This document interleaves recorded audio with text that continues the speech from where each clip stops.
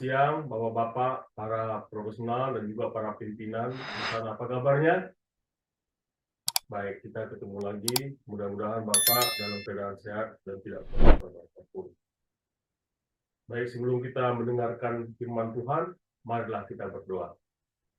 Ya Tuhan Bapa, kembali lagi kami mengucapkan terima kasih kepada-Mu Tuhan, karena berkat-Mu ya Tuhan, kami dapat hadir hingga saat ini.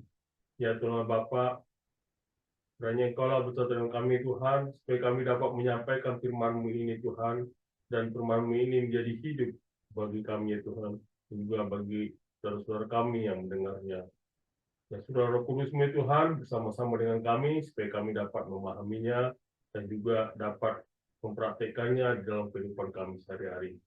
Terpujilah Engkau di dalam nama Anak-Mu, Kristus Tuhan kami. Amin. Baik saudara-saudara yang terkasih dalam nama Tuhan Yesus, nas kita diambil dari 1 Raja-Raja 17 ayat 7 hingga 16. Demikian bunyinya dari TB2. Elia dan janda di Sarfat. Akan tetapi, sesudah beberapa waktu, wadi itu mengering, sebab hujan tidak turun di negeri itu. Lalu datanglah firman Tuhan kepada Elia, pergilah sekarang di Sarfat di wilayah Sidon, dan tinggallah di sana. Ketahuilah, aku telah memerintahkan seorang janda di sana untuk memberi engkau makan. Lalu berangkatlah ia ke Sarfat. Sesampainya ia di pintu gerbang kota itu, tampaklah di sana seorang janda sedang mengumpulkan kayu api. Ia berseru kepada perempuan itu, katanya, ambillah bagianku sedikit air dalam kendi, supaya aku minum. Ketika perempuan itu pergi mengambilnya, ia berseru lagi, ambillah juga bagiku sepotong roti. Kalau perempuan itu, demi Tuhan Allahmu yang hidup, sesungguhnya tidak ada roti sedikit pun padaku, kecuali segenggam tepung dalam tempayan dan sedikit minyak dalam buli-buli. Sekarang aku sedang mengumpulkan 2-3 potong kayu api, lalu aku akan pulang untuk mengolahnya bagiku dan anakku. Kami akan memakannya, lalu kami mati. Tapi kata Elia kepadanya, jangan takut, pergilah, lakukanlah seperti yang kau katakan. Hanya saja, buatlah lebih dulu bagiku sepotong roti bundar kecil dan tepung itu, dan bawalah kepadaku. Sesudah itu, barulah kau buat bagimu dan anakmu. Sebab beginilah firman Tuhan Allah Israel. Tepung dalam tempayan itu tidak akan habis, dan minyak dalam buli-buli itu pun tidak akan berkurang sampai pada waktu Tuhan memberi hujan di atas muka bumi. Perempuan itu pun pergi dan melakukan seperti yang dikatakan Elia. Perempuan itu dan seisi rumahnya serta Elia mendapat makan hari demi hari. Tepung dalam tempayan itu tidak habis, dan minyak dalam buli-buli itu tidak berkurang, seperti firman Tuhan yang disampaikannya dengan perantaraan Elia. Demikianlah firman Tuhan, berbahagialah orang yang mendengarnya dan memahaminya. Baik saudara-saudara yang terkasih dalam nama Tuhan Yesus, nats ini memang adalah nats yang menjadi favorit buat semua orang, terutama pada ibu-ibu yang merasa kekurangan. Jadi yang selalu dalam masa krisis. Nah sekarang saya mengambil topik itu adalah bagaimana seorang pemimpin yang melayani di tengah krisis. Nah, apakah Bapak dan Ibu, para profesional dan juga para pimpinan perusahaan adalah seorang pemimpin yang melayani di tengah krisis? seperti Nabi Elia di sini. Nah, kita bisa lihat di sini ada memang beberapa tokoh yang bisa sebagai contoh, yang kita memang anggap dia sebagai pemimpin yang menunjukkan kepemimpinan melayani, terutama pada saat krisis. Yaitu kalau kita lihat di sini adalah contohnya adalah pada saat krisis keuangan global dan dalam hal kesejahteraan para pemegang saham serta kontribusi sosialnya. Dan juga ada gaya kepemimpinannya mungkin tidak secara langsung terlihat seperti kepemimpinan Melayu dalam arti harafiah, tapi prinsip-prinsip yang ia pegang mencerminkan sifat kepedulian, tanggung jawab, dan perhatian terhadap orang lain. Yaitu adalah bapak-bapak dan ibu pasti kenal, yaitu adalah Warren Buffett. Nah, Buffett adalah contoh bagaimana seorang pemimpin di dunia bisnis dapat menunjukkan kepemimpinan yang melayani dengan mengutamakan nilai-nilai moral, kesederhanaan, dan dampak positif jangka panjang di tengah tantangan ekonomi global. Nah, bagaimana kita bisa melihat ini seorang Warren Buffett ini? Kita bisa melihat dari masa mudanya, pendidikan maupun perjalanan karirnya, yaitu ketertarikan Buffett ini terhadap uang dan bisnis sudah tampak sejak kecil. Jadi pada usia 11 tahun, dia membeli saham pertamanya, yaitu 3 lembar saham City Service Preferred untuk dirinya dan saudaranya. Ini adalah pengalaman awal yang menunjukkan minat mendalamnya terhadap dunia investasi. Nah, sebagai remaja, Warren Buffett sudah menjalankan beberapa bisnis kecil. Dia menjual permen karet, botol Coca-Cola, dan majalah dari pintu ke pintu, serta menjalankan bisnis pemasangan mesin pinball di toko-toko pangkas rambut setempat.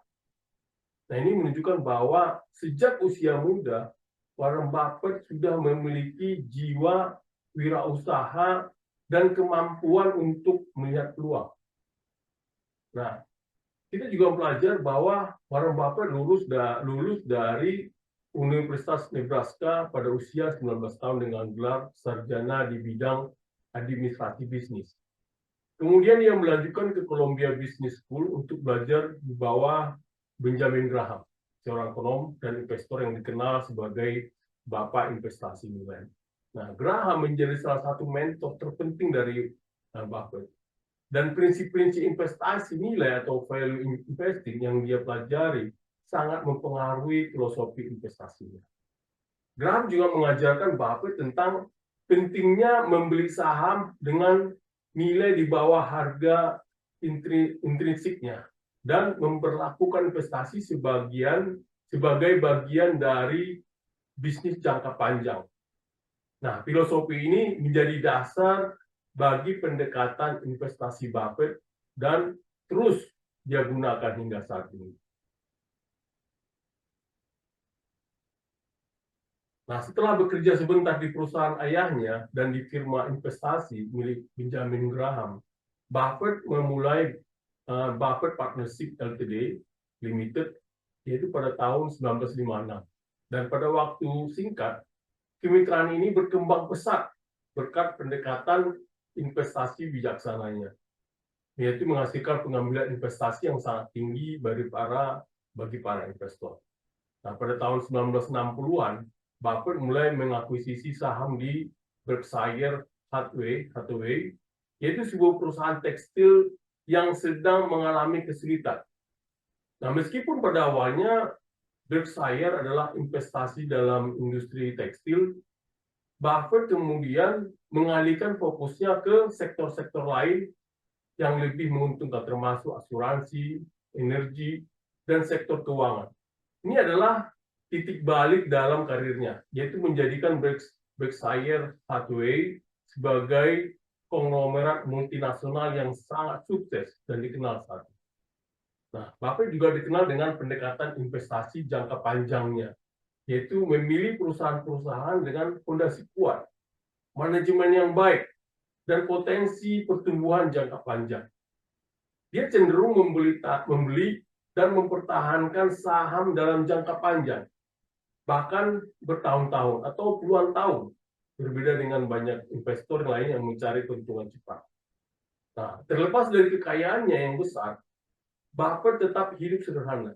Dia masih tinggal di rumah yang dia beli pada tahun 1958 di Omaha dan menjalani kehidupan yang jauh dari glamor.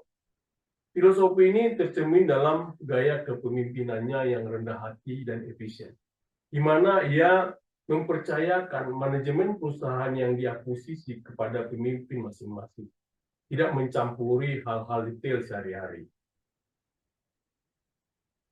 Di sini juga kita mempelajari bagaimana Warren Buffett adalah salah satu tokoh utama di balik Giving Pledge, yaitu sebuah inisiatif yang mengajak para miliarder untuk menyumbangkan sebagian besar kekayaan mereka untuk amal. Nah, pada tahun 2006, Buffett berjanji untuk menyumbangkan sekitar 99% kekayaannya untuk tujuan amal, sebagian besar melalui Yayasan Bill and Melinda Gates. Ini menandai komitmennya terhadap filantropi, serta pandangan bahwa kekayaan harus dimanfaatkan untuk kebaikan bersama. Nah, melalui sumbangan-sumbangannya itu, Buffett telah berkontribusi dalam berbagai inisiatif sosial, terutama di bidang pendidikan dan kesehatan global. Juga dia bekerja sama dengan Gates Foundation dan organisasi amal lainnya, meskipun tidak membentuk yayasan amal sendiri. Ia memilih untuk mendukung organisasi yang sudah memiliki keahlian di bidang. Nah, kita juga pelajari dari kehidupan Gates, yaitu tentang bagaimana dalam pendekatan investasi dan filosofi kepemimpinan Warren Buffett telah membangun reputasinya sebagai salah satu investor terbaik di dunia. Nah, keputusannya yang cermat dan berfokus pada jangka panjang telah menginspirasi banyak investor dan pengusaha di seluruh dunia. Nah, Warren Buffett juga telah mengubah Berkshire Hathaway dari perusahaan tekstil yang nyaris bangkrut menjadi konglomerat, yaitu konglomerat global yang bernilai ratusan miliar dolar dengan anak perusahaan di berbagai industri termasuk asuransi, energi, manufaktur, dan retail. Nah, kita di sini dari Warren Buffett ini kita juga mempelajari beberapa ajaran-ajaran tentang kepemimpinan dari Buffett, yaitu satu adalah kepemimpinan berbasis nilai dan integritas. Nah, Buffett selalu menekankan pentingnya integritas sebagai dasar dari kepemimpinan. Nah, menurutnya, dalam memilih karyawan, ia mencari 3 kualitas, yaitu pertama adalah integritas, kedua kecerdasan, dan ketiga energi. Nah, namun yang paling utama adalah integritas. Dia percaya bahwa kecerdasan dan energi tanpa integritas hanya akan menghasilkan kegagalan besar. Nah, Buffett pernah menyatakan demikian. Seseorang akan lebih bersedia untuk berbisnis dengan pemimpin yang berintegritas. Bahkan jika hasil finansial yang diperoleh lebih kecil. Nah, pandangan ini menunjukkan bahwa reputasi dan kepercayaan adalah aset terpenting bagi seorang pemimpin. Karena hubungan jangka panjang yang dibangun atas dasar integritas cenderung lebih tahan lama. Nah, yang kedua kita bisa pelajari dari ajarannya adalah investasi dalam orang-orang yang kompeten dan percaya diri. Nah, Buffett percaya pada prinsip memberikan kepercayaan kepada orang-orang yang kompeten dalam menjalankan bisnisnya. Di Berkshire Hathaway, ia memberi otonomi yang besar kepada para pemimpin dari masing-masing anak perusahaan. Karena ia percaya bahwa pemimpin yang baik mampu mengambil keputusan dengan bijak jika diberi kepercayaan dan dukungan. Nah, di sini kita belajar juga bahwa Buffett jarang mencampuri operasi sehari-hari perusahaan yang dimilikinya. Hal ini menunjukkan bahwa Ia menilai kemampuan seorang pemimpin bukan dari banyaknya intervensi, tetapi dari kepercayaan dan dukungan yang ia berikan. Nah, pendekatan ini menciptakan lingkungan kerja yang mandiri dan inovatif, di mana para pemimpin dapat mengambil inisiatif tanpa pengawasan yang ketat. Nah, hal ketiga yang kita pelajari adalah pentingnya visi jangka panjang. Nah, salah satu prinsip Buffett yang paling terkenal adalah pentingnya memiliki visi jangka panjang dalam investasi maupun kepemimpinan. Buffett menghindari pengambilan keputusan yang berorientasi pada keuntungan jangka pendek, baik dalam investasi maupun dalam memimpin perusahaan. Ia memilih untuk fokus pada pengembangan nilai yang stabil dan berkelanjutan. Nah, dalam memimpin Berkshire Hathaway, Buffett sering berkata bahwa ia membeli saham atau bisnis dengan niat untuk memilikinya selamanya. Visi jangka panjang ini memberikan stabilitas bagi perusahaan dan karyawan, serta memastikan bahwa semua keputusan strategis diambil dengan mempertimbangkan dampak jangka panjang. Nah, hal yang keempat, prinsip keempat kita bisa pelajari dari Buffett adalah kesederhanaan dan pengambilan keputusan yang bijaksana. Nah, Buffett adalah pendukung utama kesederhanaan dalam pengambilan keputusan. Dia percaya bahwa pemimpin harus mampu menyederhanakan masalah yang kompleks dan fokus pada aspek-aspek yang benar-benar penting. Nah, dengan pandangan ini, Buffett telah menghindari investasi dalam bisnis yang tidak dia pahami atau yang terlalu kompleks untuk diprediksi. Nah, dalam kehidupan pribadinya pun, Buffett menunjukkan gaya hidup yang sederhana, bahkan dengan kekayaan yang besar. Nah, prinsip kesederhanaan ini menjadi teladan bagi banyak pemimpin karena menekankan bahwa kesuksesan bukan diukur dari gaya hidup mewah, melainkan dari kemampuan untuk membuat keputusan yang bijaksana dan tetap rendah hati. Hal yang kelima yang kita pelajari adalah berinvestasi dalam pendidikan dan pembelajaran berkelanjutan. Buffett percaya bahwa pentingnya pembelajaran seumur hidup. Dia sendiri adalah pembaca buku yang tekun serta mengasah pengetahuan serta wawasannya. Ia mendorong para pemimpin untuk selalu belajar, memahami perubahan dalam industri, dan mengikuti perkembangan ekonomi dan pasar. Nah, menurut Buffett, seorang pemimpin yang sukses harus memiliki rasa ingin tahu dan kemampuan untuk terus belajar. Nah, dalam dunia yang terus berubah, pendidikan yang berkelanjutan membantu pemimpin agar tetap relevan dan mampu beradaptasi dengan tantangan baru. Nah, hal yang keenam yang kita pelajari adalah memprioritaskan kesejahteraan pemegang saham dan karyawan. Nah, Buffett selalu menempatkan kesejahteraan pemegang saham dan karyawan sebagai prioritas utama. Dia memahami bahwa karyawan adalah bagian penting dari kesuksesan perusahaan dan bahwa mereka layak mendapat kompensasi yang adil dan lingkungan kerja yang positif.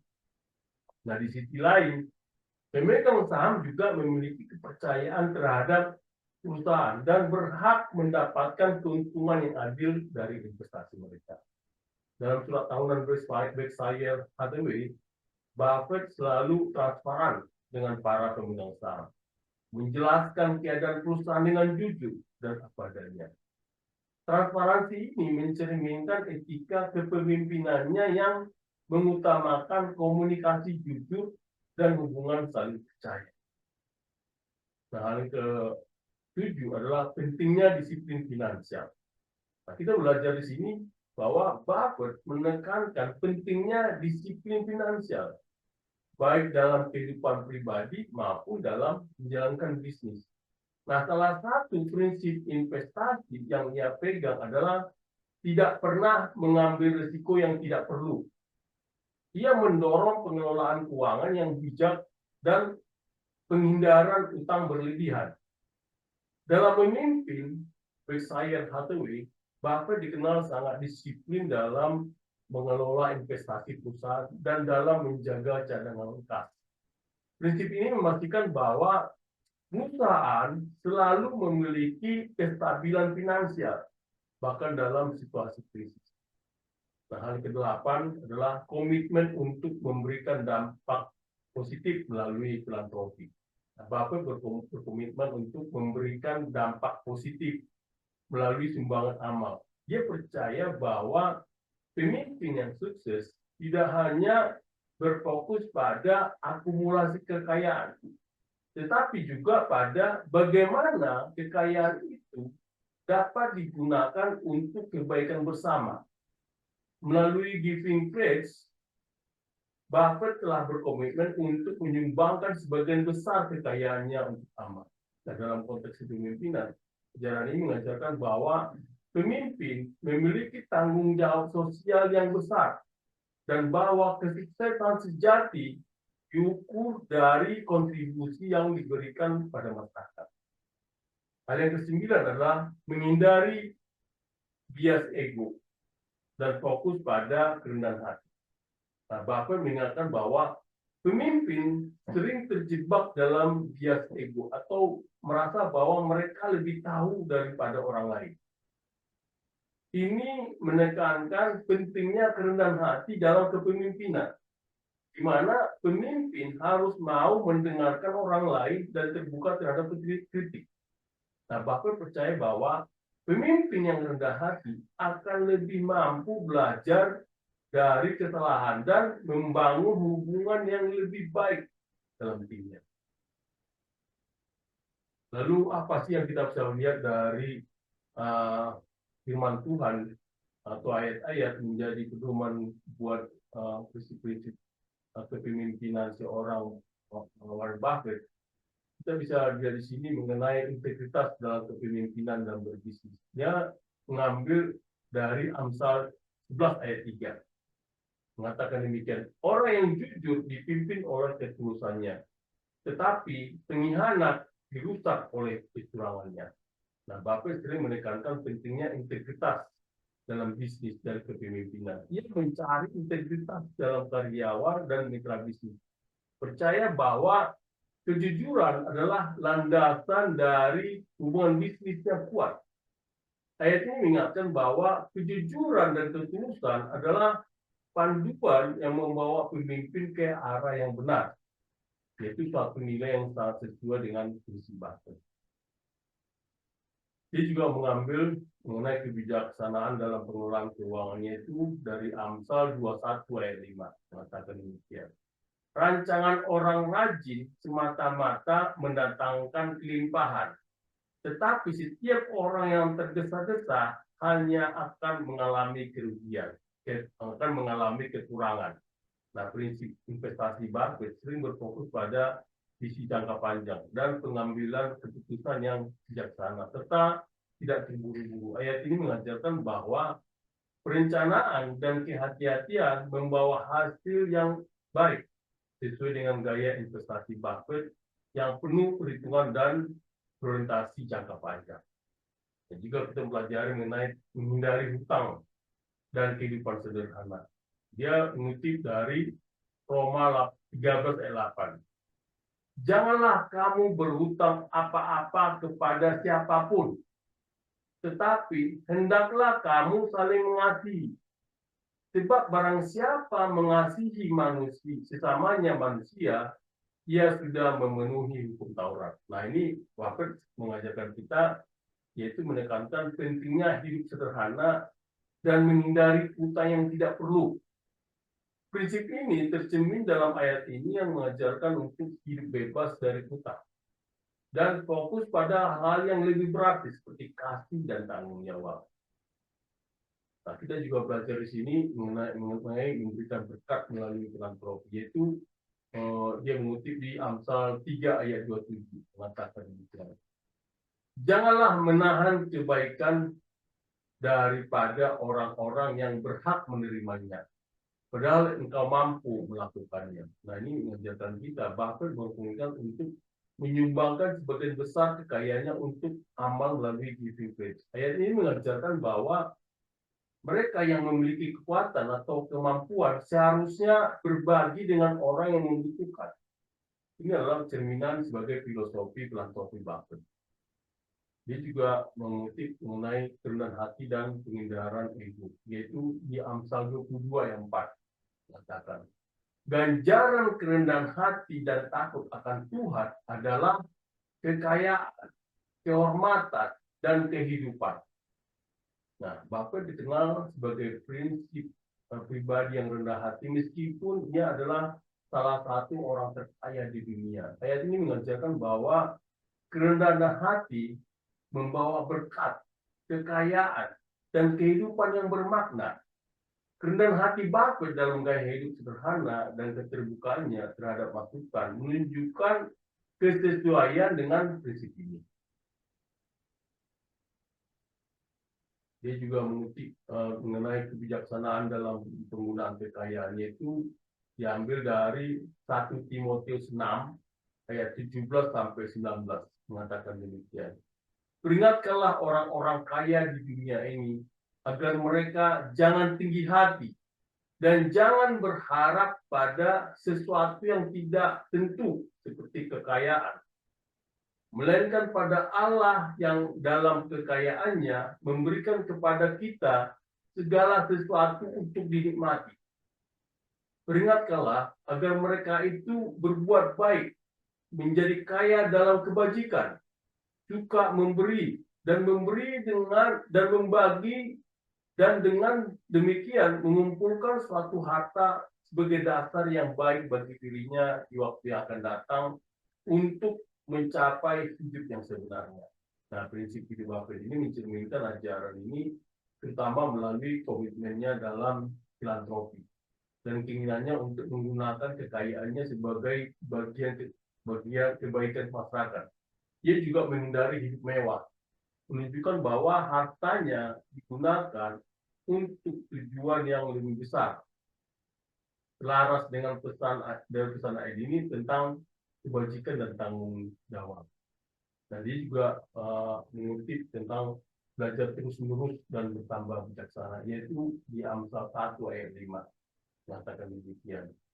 Baiklah orang bijak mendengar dan menambah ilmu, dan baiklah orang yang berpengertian memperoleh bahan pertimbangan. Dan Buffett selalu mendorong belajar sepanjang ayat dan membaca untuk menambah wawasan. Ayat ini mengajarkan bahwa setiap orang bijaksana selalu membuka diri untuk terus belajar, mencerminkan gaya kepemimpinan Buffett yang didasarkan pada pembelajaran berkelanjutan. Dia juga mengutip mengenai pengelolaan yang bijaksana atas sumber daya, yaitu diambil dari Lukas 16 ayat 10 mengatakan demikian. Barang siapa setia dalam perkara-perkara kecil, ia setia juga dalam perkara-perkara besar. Dan barang siapa tidak benar dalam perkara-perkara kecil, ia tidak benar juga dalam perkara-perkara besar. Buffett percaya bahwa disiplin finansial dan tanggung jawab dalam mengelola aset, mulai dari skala kecil hingga skala besar, prinsip ini sejalan dengan ayat ini yang menekankan pentingnya kesetiaan dan ketelitian dalam setiap aspek kehidupan, baik besar maupun kecil. Nah, kita juga pelajari di sini melihat tentang memberikan teladan yang baik bagi orang lain, yaitu diambil dari Matius 5 ayat 16 mengatakan demikian. Demikianlah hendaknya terangmu bercahaya di depan orang, supaya mereka melihat perbuatanmu yang baik dan memuliakan Bapamu yang di surga. Nah, ini Bapak menjalankan bisnis dan kehidupannya dengan cara yang sederhana, namun penuh nilai, yaitu menjadi teladan bagi banyak orang. Ayat ini mengajarkan bahwa perbuatan baik dan teladan hidup yang benar dapat menginspirasi orang lain dan membawa dampak positif. saudara-saudara terkasih dalam nama Tuhan Yesus, setelah kita tadi mempelajari bagaimana seorang Warren Buffett yang dengan cara kepemimpinannya yang sederhananya dan juga disiplinnya, dan dia sehingga berhasil menjadi orang terkaya di dunia, dan juga dia berhasil menjadi pemimpin yang melalui krisis yang kita kenal krisis ekonomi, dan dia mampu untuk bisa memberikan krisis itu menjadi lebih bagus, dan dia bisa menahan krisis di dunia yang kita kenal berapa tahun yang lalu. Nah, di sini kita juga belajar bagaimana di 1 Raja-Raja 17 ayat 7 sampai 16 ini, kita di sini juga diajarkan bagaimana seorang Elia yang selama dalam kekeringan dan kelaparan, Tuhan mengarahkan Elia untuk pergi ke Sarfat. Nah, di mana seorang janda meskipun dalam kondisi miskin dipanggil untuk mendukung Elia. Nah, melalui instruksi Elia, persediaan tepung dan minyak janda tersebut secara ajaib bertahan hingga kekeringan berakhir. Nah, di sini kita mempelajari ada beberapa hal, yaitu bahwa 1 Raja-Raja 17 ayat 7 hingga 16 ini, nah ini adalah suatu periode ketika ditulis adalah suatu periode yang ditandai dengan pada saat itu terjadi adanya perpecahan politik dan konflik keagamaan, terutama antara penyembah Yahweh dan mereka yang mengadopsi praktik-praktik keagamaan lokal Kanaan, termasuk penyembahan Baal. Nah, Elia di sini sebagai salah satu nabi besar menentang penyembahan Baal yang masuk ke dalam agama Israel, terutama melalui pengaruh Raja Ahab dan Ratu Isabel. Nah, dalam agama Kanaan, Baal dianggap sebagai dewa badai dan kesuburan yang bertanggung jawab atas hujan dan produktivitas pertanian.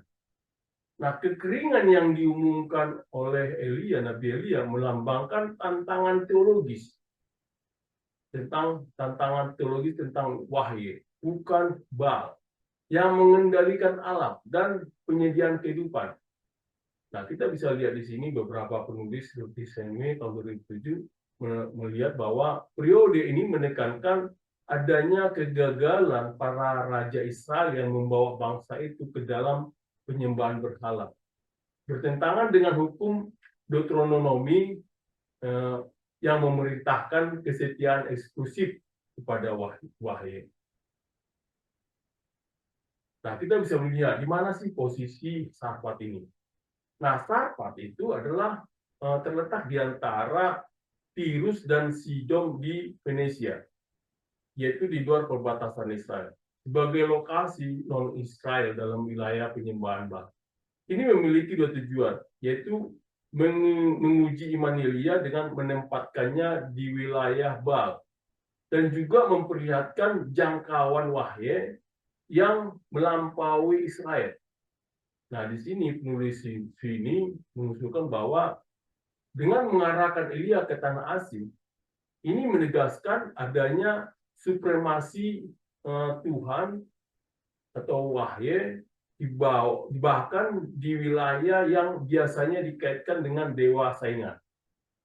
Nah, implikasi teologisnya bahwa pemilihan lokasi di luar Israel menyoroti tema utama dalam sejarah deuteronomistik, bahwa kasih karunia dan otoritas Yahweh tidak terbatas pada Israel.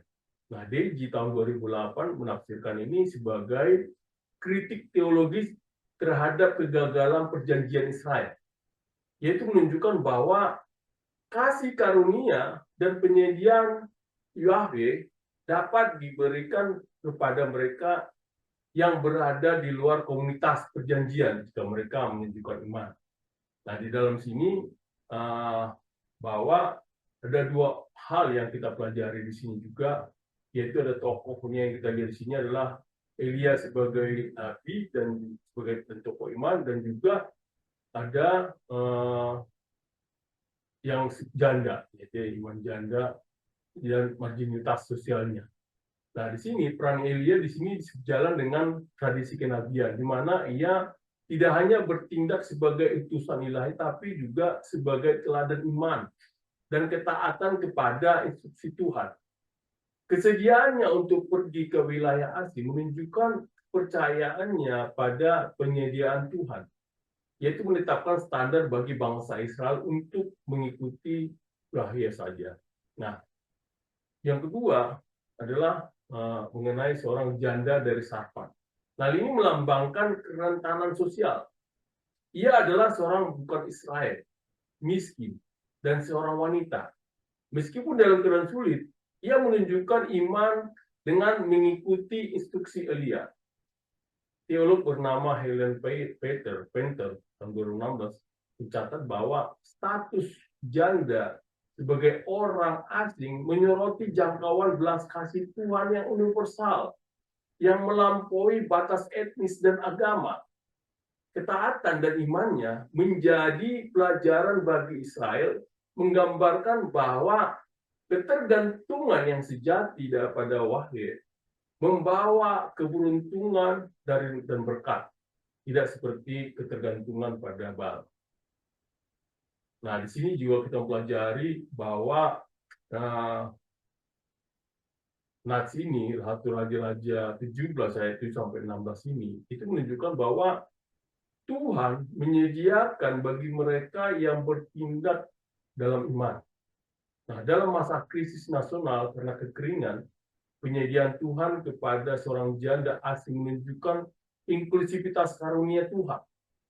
Barera tahun 2020 menekankan bahwa peristiwa ini mengungkapkan kuasa Tuhan untuk menopang kehidupan dengan cara yang tidak bisa dilakukan Baal, menantang kepercayaan Israel yang keliru pada dewa-dewa asing. Ini juga mengingatkan Baal dianggap sebagai dewa hujan dan kesuburan, kekeringan, dan kemudian menyediakan makanan secara ajaib, memberikan kritik halus terhadap ketergantungan bangsa Israel pada Baal. Nah, mujizat Tuhan di sini secara langsung meruntuhkan kekuatan Baal yang dianggap ada, menegaskan kembali otoritas Tuhan atas alam dan kehidupan itu sendiri. Nah, sini menjelaskan bahwa ini berfungsi sebagai polemik terhadap penyembahan berhala Israel, yaitu menggambarkan bahwa ketergantungan pada Tuhan saja menghasilkan pemeliharaan dan keselamatan. Nah, kita juga mempelajari di sini satu raja-raja ini 17 ayat 7 sampai 16 ini adalah fakta bahwa seorang janda asing menerima mukjizat dari Tuhan yang menentang gagasan bahwa hanya Israel yang berhak mendapatkan berkat ilahi. Nah, tema ini selaras dengan penekanan Deuteronomi bahwa orang luar pun dapat menerima kasih berkat Tuhan. Yaitu menekankan bahwa berkat Tuhan dapat diberikan kepada siapa saja yang menunjukkan iman, terlepas dari asal-usul atau etnis. Nah, kita bisa belajar dari satu raja-raja ini, yaitu strukturnya, yaitu mengikuti pola Alkitabiah umum, itu orang-orang Tuhan mengalami kekurangan, kemudian dipenuhi oleh penyediaan ilahi sebagai respon terhadap iman. Nah, di sini kita pelajari bahwa ada pesan, menegaskan pesan Tuhan bahwa Tuhan memberi penghargaan kepada ketaatan dan iman. Nah, Degel tahun 2008 mencatat bahwa hal ini mencerminkan adanya mukjizat lain dalam kitab Raja-Raja, di mana tindakan iman menghasilkan intervensi ilahi, menunjukkan karakter Tuhan yang konsisten. Nah, kita juga mempelajari di sini bagaimana interaksi Elia dengan janda di Sarfat, terutama di wilayah Baal, meramalkan konfrontasinya di kemudian hari dengan para nabi Baal di Gunung Karmel. Nah, penyediaan makanan secara ajaib berfungsi sebagai gambaran kecil dari kemampuan Tuhan untuk melakukan mukjizat yang tidak dapat dilakukan Baal.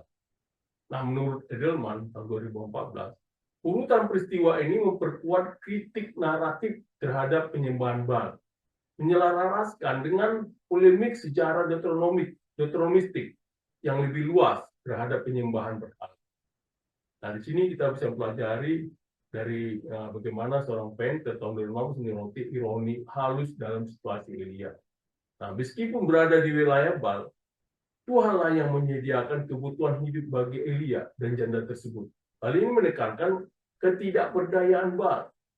Ironi ini menggambarkan kebodohan Israel dalam mengejar dewa-dewa asing dan berfungsi sebagai peringatan untuk kembali kepada Tuhan yang memiliki kuasa untuk menopang kehidupan. Saudara-saudara yang terkasih dalam Tuhan Yesus, ini kita mempelajari bahwa bagaimana kita mempelajari bahwa iman dan ketergantungan pada Tuhan seperti apa yang dilakukan oleh janda membuat kita dapat mendapatkan berkat dari Tuhan, sehingga kita bisa keluar dari keadaan sulit dengan keyakinan bahwa Tuhan akan menyediakan. Nah, di sini juga kita pelajari bahwa bagaimana adanya inklusivitas Tuhan, bahwa dengan inklusivitas Tuhan, belas kasih dan penyediaannya tersedia bagi semua yang menunjukkan iman. Saudara-saudara yang terkasih dalam nama Tuhan Yesus, oleh karena itu, Bapak-bapak dan Ibu, sama seperti Israel yang tergoda oleh penyembahan Baal.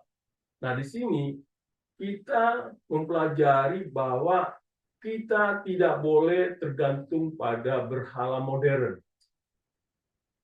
yaitu sebagai penyembahan berhala modern, yaitu kekayaan, kekuasaan, atau ketergantungan pada diri sendiri. Nah, di sini kita diajarkan bahwa kita hanya tergantung kepada Tuhan, yaitu dengan pesan Deuteronomistik yang lebih luas tentang kesetiaan pada Tuhan sebagai satu-satunya sumber keamanan sejati dan berkat. Saudara-saudara yang terkasih dalam nama Tuhan Yesus, kita bisa mempelajari di sini di 1 Raja-Raja ini bahwa peran Elia sebagai nabi di sini sejalan dengan tradisi sejarah Deuteronomistik, di mana para nabi berfungsi sebagai agen ilahi yang tidak hanya melakukan mukjizat, tapi juga membimbing Israel menuju kesetiaan kepada Tuhan. Nah, Linville tahun 1998 menekankan bahwa tindakan Elia menantang otoritas raja-raja yang telah menyesatkan Israel, memposisikan para nabi sebagai penyeimbang moral dan teologis terhadap kekuasaan politik. Nah, kemiskinan janda juga menyoroti ketimpangan ekonomi yang sering muncul dalam kitab Raja-Raja, di mana para pemimpin Israel sering menyalahgunakan kekuasaan yang menyebabkan penderitaan rakyat jelata. Nah, tahun 2012 mencatat bahwa cerita ini menekankan bagaimana Tuhan peduli pada orang-orang yang terpinggirkan, menyediakan kebutuhan bagi seorang janda di masa kelangkaan, yang kontras dengan praktik ekonomi yang sering tidak adil daripada Raja Israel. Saudara-saudara yang terkasih dalam nama Tuhan Yesus, kalau kita bisa menelaah setiap ayat yang ada di sini, mulai dari Raja-Raja 17 ini, kita bisa lihat di ayat 7 mengatakan demikian. Akan tetapi, sesudah beberapa waktu, wadi itu mengering, sebab hujan tidak turun di negeri itu. Nah, ini kita bisa melihat, pelajari bahwa pengeringan sungai mengisahkan parahnya kekeringan yang bukan sekedar bencana alam, tapi merupakan tindakan ilahi terkait dengan ketidaksetiaan Israel. Kekeringan ini secara langsung berkaitan dengan penghakiman Tuhan, seperti yang sebelumnya dinyatakan Elia di 1 Raja-Raja 17 ayat 1. Sebagai tantangan terhadap status Baal sebagai dewa hujan dan kesuburan. Nah, sini tahun 2007 menjelaskan bahwa adegan ini menekankan tema kenabian dalam sejarah Deuteronomistik, di mana alam sendiri menjadi saksi dan alat penghakiman ilahi terhadap kemurtadan. Ketergantungan Elia pada sungai juga memperkenalkan tema kerentanan dan kepercayaan yang menjadi dasar penyediaan Tuhan berikutnya. Nah, kita bisa melihat di sini bagaimana seorang pemimpin. Nah, kita bisa melihat bahwa hubungannya kepada pemimpin, pemimpin juga harus mampu beradaptasi dan siap beralih strategi ketika sumber daya atau kondisi pasar berubah. Nah, seperti Elia yang harus berpindah tempat. Nah, Bapak-bapak sebagai seorang pemimpin perlu menyadari kapan strategi yang lama harus dirubah dan mempersiapkan pergeseran strategis. Ketahanan dan fleksibilitas yang menjadi inti dari kepemimpinan yang melayani sangat penting bagi Bapak-bapak sebagai seorang pemimpin untuk menghadapi dan mengatasi tantangan. Nah, kita bisa lihat di sini ayat 8. Lalu datanglah firman Tuhan kepada Elia. Nah, ini mengatakan, dan juga di ayat 9. Pergilah sekarang ke Sarfat di wilayah Sidon, dan tinggallah di sana. Ketahuilah, aku telah memerintahkan seorang janda di sana untuk memberi engkau makan. Nah, ini kira 1 Raja 17:8-9 ini adalah perintah Tuhan untuk pergi ke Sarfat yang terletak di Fenisia dekat Sidon yang membawa Elia ke wilayah Baal. Nah, perintah ini penting secara teologis dan simbolis dan mengarahkan Elia untuk meninggalkan Israel ke wilayah orang asing. Tuhan menunjukkan otoritasnya yang melampaui batas geografis Israel, yang mengimplikasikan bahwa kuasa Tuhan tidak terbatas pada lokasi tertentu. Nah, menurut Degel tahun 2008, hal ini adalah mengkritik keyakinan umum akan dewa teritorial, menegaskan kedaulatan universal Tuhan.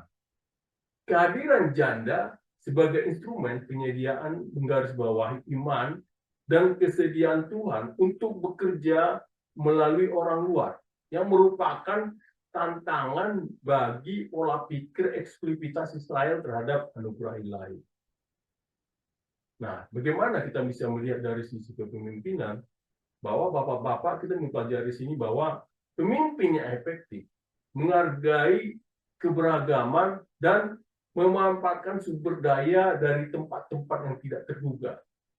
Nah, bapak-bapak sebagai seorang pemimpin perusahaan dapat memanfaatkan talenta, perspektif, dan juga kapabilitas yang unik dari tim yang lebih luas atau bahkan kemitraan non-tradisional.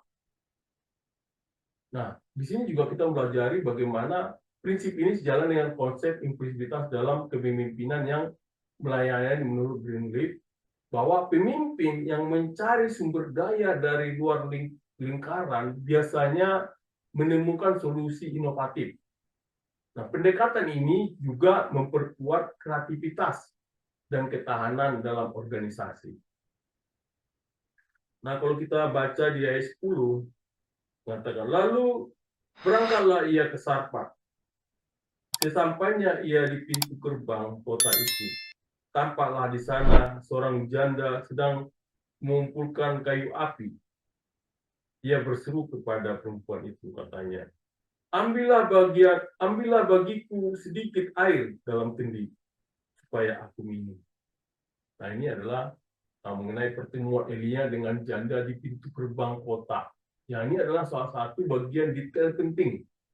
Gerbang kota dalam budaya kuno adalah tempat interaksi sosial dan pengadilan yang melambangkan sifat publik dari interaksi ini. Nah, kegiatan janda mengumpulkan kayu langsung mengungkapkan kemiskinannya, karena tugas ini biasanya dilakukan oleh mereka yang tidak memiliki sumber daya lain. Nah, permintaan Elia untuk air yang langka di tengah kekeringan menguji kesediaannya untuk berbagi sumber daya yang terbatas. Nah, menurut Nam, hal ini dia mencatat bahwa permintaan ini memiliki implikasi ekonomi karena hal ini mencerminkan tindakan kemurahan hati yang luar biasa di masa kelangkaan. Nah, momen ini menekankan tema kepercayaan pada penyediaan ilahi yang menantang baik Elia maupun janda tersebut untuk bergantung pada Tuhan di tengah keterbatasan. Nah, kalau kita baca di ayat 11, mengatakan ini, ketika perempuan itu pergi mengambilnya, ia berseru lagi, ambillah juga bagiku sepotong roti. Nah, ini permintaan Elia yang lebih lanjut untuk roti, memperbesar pengorbanan janda, karena roti juga merupakan makanan pokok yang tidak dimilikinya. Nah, permintaan ini meningkatkan ujian iman janda, karena dia sudah berjuang untuk bertahan hidup. Nah, menurut Linfield, tahun 98, menunjukkan bahwa permintaan Elia mencerminkan fungsi kenabian untuk menantang individu untuk bertindak dalam iman, bahkan dalam keadaan yang sulit. Roti yang memiliki makna simbolis, ia menggambarkan tema keberlangsungan hidup, ketahanan, dan iman. Nah, kesediaan janda untuk pergi dan mengambil air mengisyaratkan keterbukaannya terhadap permintaan Elia yang menandai perannya dalam narasi mukjizat ini. Nah, bagaimana kita melihat dari konteks kepemimpinan? Nah, di sini kita diajarkan bahwa pemimpin seringkali harus membuat permintaan yang sulit. Terkadang meminta tim untuk memberikan lebih dari yang mereka kira mampu. Nah, keberanian ini diperlukan untuk meminta pengorbanan dan kontribusi yang selaras dengan misi yang lebih besar, meskipun sumber daya terbatas. Nah, menurut Miller dalam Empowerment Leader, pemimpin yang melayani adalah mereka yang berkomunikasi dengan terbuka dan memiliki keberanian untuk membuat permintaan sulit demi mencapai misi bersama. Dengan menyampaikan permintaan ini dalam konteks kepercayaan dan misi. Pemimpin membangun komitmen bersama. Nah, kalau kita baca di ayat 12, mengatakan, saut perempuan itu, demi Tuhan Allahmu yang hidup, sesungguhnya tidak ada roti sedikit pun padaku, kecuali segenggam tepung dalam tempayan dan sedikit minyak dalam buli-buli. Sekarang aku sedang mengumpulkan 2-3 potong kayu api. Lalu aku akan pulang untuk mengolahnya bagiku dan anakku. Kamu akan memakannya, lalu kami mati. Ini adalah satu respon janda yang mengungkapkan keputusasaannya. Karena ia sedang bersiap untuk makan terakhirnya. Nah, seruan demi Tuhan Allahmu ini secara halus mengakui kekuasaan Tuhan, tetapi menunjukkan bahwa dia bukan Tuhannya, yang mencerminkan statusnya sebagai orang luar. Nah, Edelman tahun 2014 mencatat bahwa bahasa ini menyoroti posisi marginalnya dalam komunitas perjanjian Israel. Dengan mengakui Tuhan, bagaimanapun, ia menunjukkan keterbukaan terhadap Tuhan Elia, menjadikan iman dalam konteks Gentile, kemudian keadaan sulitnya juga berfungsi untuk mengkritik dinamika sosial ekonomi pada masa itu, di mana orang-orang rentan paling menderita selama krisis nasional. Nah, ini adalah sebuah poin yang kita lihat dari yang disoroti oleh Sinam tahun 2017. Nah, bagaimana konteks dalam kepemimpinan? Nah, seorang pemimpin juga harus memiliki empati sangat penting. Dengan memahami keterbatasan dan ketantangan yang dihadapi tim, seorang pemimpin dapat membangun kepercayaan dan menciptakan lingkungan yang mendukung. Yang ini menunjukkan empati menjadi dasar komunikasi yang jujur, di mana individu merasa dihargai dan dipahami. Nah, menurut Greenleaf, dalam model kepemimpinannya yang melayani, menekankan empati sebagai fondasi kepemimpinan yang efektif. Dengan mengutamakan pemahaman dan mendengarkan kekhawatiran anggota tim, pemimpin membangun kepercayaan yang penting di saat krisis. Nah, kalau kita baca di ayat 13, katakan demikian, tetapi kata Elia kepadanya, jangan takut, pulanglah, lakukanlah seperti yang kau katakan. Hanya saja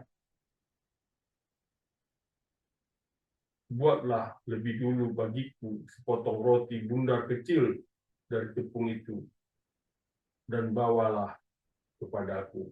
Sesudah itu barulah kau buat bagimu dan anakmu. Nah, ini adalah adanya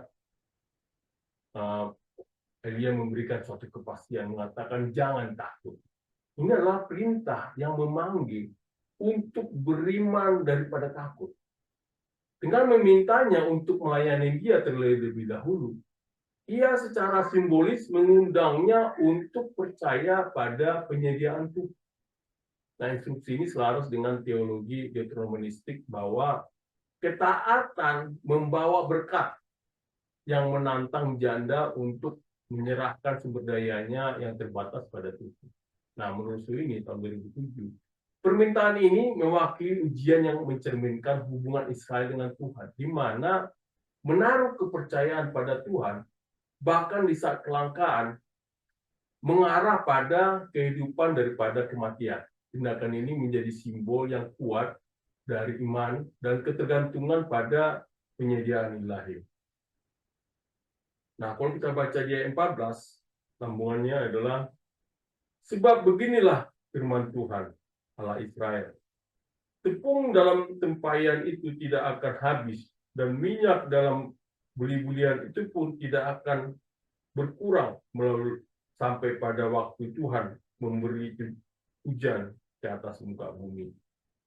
Nah, ini adalah mengenai nubuat Elia memperkenalkan janji penyediaan ajaib yang secara langsung menantang Baal yang dianggap mengendalikan hujan dan kesuburan. Nah, janji ini tidak berlangsung tanpa batas, tetapi akan bertahan sampai waktu Tuhan memberi hujan, yang menunjukkan kendali Tuhan atas waktu dan waktu peristiwa ini. Nah, DJ tahun 2008 menjelaskan bahwa mujizat ini adalah pernyataan teologis dan polemik terhadap Allah, menunjukkan bahwa hanya Tuhan yang menopang kehidupan, bahkan di negeri asing. Nah, dengan demikian, dengan menjanjikan limpahan tepung dan minyak, dua elemen dasar untuk kelangsungan hidup. Nah, ini kita diajarkan bagaimana hal ini memperkuat peran Tuhan sebagai penyedia dan pemelihara yang sejati. Nah, kalau kita lihat dari kepemimpinan, bahwa kita diajarkan di sini bahwa bagaimana seorang pemimpin harus menginspirasi keyakinan dan visi yang mengarah kepada masa depan, terutama dalam ketidakpastian. Dengan menyampaikan visi yang penuh harapan dan dapat dicapai, pemimpin memotivasi tim untuk mengambil tindakan yang diperlukan, memperkuat ketahanan dan kepercayaan dalam tujuan bersama. Nah, menurut Sweeney dan Nichols, menekankan bahwa pemimpin yang dapat mengartikulasi visi yang jelas selama masa sulit, menginspirasi dedikasi dan ketekunan di antara pengikutnya. Nah, prinsip ini penting bagi seorang pemimpin perusahaan yang harus memandu organisasi mereka melalui kondisi yang menantang atau belum pernah dihadapi. Nah, kalau di ayat 15 mengatakan demikian, perempuan itu pun pergi dan melakukan seperti yang dikatakan Elia. Perempuan dan seisi rumahnya serta Elia mendapat makan hari demi hari. Nah, ini adalah bagaimana diajarkan bahwa adanya ketaatan janda terhadap instruksi Nabi Elia, dan hasilnya berupa penyediaan makanan yang berkelanjutan, menggarisbawahi berkat dan iman dan ketaatan. Nah, tindakan ini mencerminkan respon deuteronomistik yang ideal, yang percaya dan menaati perintah Tuhan. Nah, Barrera tahun 2020 menekankan bahwa hal ini adalah di mana mengatakan bahwa ketaatan bertemu dengan penghargaan ilahi, memperkuat tema kesetiaan perjanjian. Nah, mujizat ini tidak hanya menopang janda dan keluarganya, tapi juga menegaskan keefektifan firman kenabian yang berperan penting dalam sejarah deuteronomistik untuk menunjukkan kuasa dan kesetiaan Tuhan. Nah, bagaimana kita lihat dari seorang pemimpin, Tuhan yang buat kepemimpinan. Nah, kepemimpinan berbasis timbal balik menciptakan manfaat bersama dan keberhasilan bersama. Nah, seorang pemimpin yang melayani fokus pada menciptakan lingkungan di mana semua anggota, termasuk pemimpin, mendapat manfaat dan dari keberhasilan organisasi. Nah, sebagai seorang pemimpin yang mengutamakan skenario win-win, membangun loyalitas, kepercayaan, dan ketahanan. Nah, model ini juga adalah mengenai model kepemimpinan melayani yang ditulis oleh Greenfield, Brandley, yang menekankan timbal balik dan manfaat bersama. Nah, seorang pemimpin yang mendukung anggota tim mereka secara aktif menginspirasi loyalitas dan dedikasi mencapai keberhasilan jangka panjang bagi organisasi, yaitu dengan mengutamakan manfaat bersama. Pemimpin memperkuat komitmen organisasi dan menumbuhkan budaya tanggung jawab kolektif. Nah, di ayat 16 kita baca, tepung dalam tempayan itu tidak habis, dan minyak dalam buli-buli itu tidak berkurang, seperti firman Tuhan yang disampaikannya dengan perantaraan Elia. Nah, ini adalah kita bisa pelajari di sini ada mujizat yang terus-menerus membuat Elia dan menekankan keandalan Tuhan. Pengulangan firman Tuhan menegaskan otoritas dan kekuatan ucapan kenabian. Nah, Penter tahun 2016 menunjukkan bahwa gambaran persediaan tepung dan minyak yang tak habis ini membawa kritik ironi terhadap Baal yang seharusnya menjadi dewa kesuburan, tetapi gagal menyediakan di negerinya sendiri. Nah, penyediaan yang terus-menerus ini melambangkan kesetiaan dan kelimpahan Tuhan, menunjukkan bahwa ketergantungan pada Tuhan membawa berkat yang terus-menerus, sementara penyembahan berhala membawa kekeringan dan kematian. Nah, sebagai seorang pemimpin, kita bisa melihat bahwa kepemimpinan yang beretika dan berintegritas sangat penting untuk keberlanjutan jangka panjang. Nah, seorang pemimpin yang bertindak dengan integritas dan mempertahankan komitmennya, bahkan saat sumber daya terbatas, menginspirasi kepercayaan dan kredibilitas. Bapak-bapak, seorang pemimpin harus menjunjung praktik-praktik etis, mengutamakan pertumbuhan berkelanjutan di atas keuntungan jangka pendek. Nah, menurut Calvin Miller dan Greenfield, yaitu yang menekankan bahwa kepemimpinan sejati berakar pada integritas dan praktik etis. Nah, Bapak-bapak sebagai seorang pemimpin yang mengutamakan etika, bahkan dalam masa sulit, membangun reputasi sebagai pemimpin yang dapat dipercaya dan berkontribusi pada ketahanan dan keberlanjutan jangka panjang organisasi. Saudara-saudara yang terkasih dalam nama Tuhan Yesus, apa sih pelajaran yang kita petik dari 1 Raja-Raja 17 ayat 7 sampai 16 ini bagi bapak-bapak sebagai seorang pemimpin, terutama maupun sebagai profesional? Satu adalah beradaptasi dengan fleksibilitas dan kepercayaan, di mana seperti Elia yang menyesuaikan lokasinya, pemimpin juga tetap fleksibel dan percaya pada misi inti mereka, misi inti Bapak dan Ibu untuk menginspirasi ketahanan organisasi. Yang kedua adalah menghargai nilai keberagaman dan sumber daya yang tidak terduga. Nah, ketergantungan Elia pada janda asing menyoroti kekuatan perspektif yang beragam. Nah, sebagai seorang pemimpin yang efektif, memahami bahwa wawasan berharga seringkali datang dari sumber yang tidak terduga, membangun lingkungan yang inklusif. Nah, di sini juga kita belajar yang ketiga adalah berkomunikasi dengan transparansi dan keberanian. Nah, seperti Elia, pemimpin harus memiliki keberanian untuk membuat permintaan yang jelas dan langsung, meskipun sulit. Nah, komunikasi yang terbuka membangun kepercayaan dan menyelaraskan upaya tim dengan misi organisasi.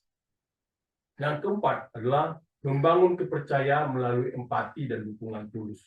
Nah, di sini belajarkan bahwa dengan menunjukkan empati seperti yang dilakukan Elia kepada janda, memperkuat kepercayaan. Nah, seorang pemimpin yang memprioritaskan pemahaman atas tantangan tim Bapak dan Ibu, hal ini dapat membangun tim yang lebih kuat dan bersatu. Dan kelima kita pelajari ini adalah menginspirasi melalui visi dan keyakinan. Nah, jaminan Elia tentang penyediaan berkelanjutan mencerminkan kekuatan visi. Bapak-bapak seorang pemimpin perusahaan harus menyampaikan visi yang penuh harapan dan dapat dicapai yang memotivasi tim dan menciptakan keyakinan bahwa tantangan dapat diatasi. Nah, hal yang keenam adalah mendorong timbal balik dan keberhasilan bersama. Nah, Elia dan janda mengalami manfaat bersama dan iman dan tindakan mereka. Nah, seorang pemimpin yang mendorong timbal balik dan mengutamakan kesejahteraan tim bisa membangun loyalitas dan tanggung jawab bersama untuk keberhasilan. Dan yang ketujuh adalah menjunjung tinggi integritas dan standar etika. Nah, kita bisa belajar di sini bagaimana bahwa mukjizat penyediaan berkelanjutan mengilustrasikan pentingnya kepemimpinan yang etis. Nah, bapak-bapak sebagai seorang pemimpin mempertahankan integritas bahkan di masa sulit, membangun reputasi yang dapat diandalkan dan mendukung ketahanan organisasi. Saudara-saudara yang terkasih dalam nama Tuhan Yesus, bahwa setelah kita tadi mempelajari bagaimana Nabi Elia dengan seorang janda dan dia janda mendapatkan mukjizat dari Tuhan, dan ini kita mempelajari bahwa memang di satu Raja-Raja 17 ayat 1 sampai 16 ini adalah menyediakan suatu penekanan tentang nilai-nilai kepemimpinan yang melayani, adaptabilitas, integritas etis, dan saling menghormati. Nah, bapak-bapak seorang pemimpin, juga seorang pemimpin profesional, dapat mengambil pelajaran dari kisah ini untuk menginspirasi dan mempertahankan organisasi bapak dan ibu melalui keyakinan, ketahanan, dan dedikasi untuk melayani tim bapak dan ibu. Dengan mengintegrasikan prinsip-prinsip kepemimpinan yang melayani bersama visi strategis dan praktik etis, bapak-bapak sebagai seorang pemimpin dapat menumbuhkan budaya kepercayaan, keberlanjutan, dan keberhasilan bersama yang mampu menghadapi tantangan internal maupun profesional. Amin. Mari kita berdoa. Ya Tuhan Bapa, kami telah mendengarkan firman-Mu Tuhan. Ajari kami Tuhan, supaya kami juga dapat memiliki iman seperti janda ya Tuhan, yang melakukan bahwa kami tidak selalu berkekurangan ya Tuhan, dengan melakukan firman-Mu dan percaya kepada firman-Mu Tuhan. Dan juga kami mentaati apa yang sudah dilakukan seperti apa yang dilakukan oleh Nabi Elia ya Tuhan.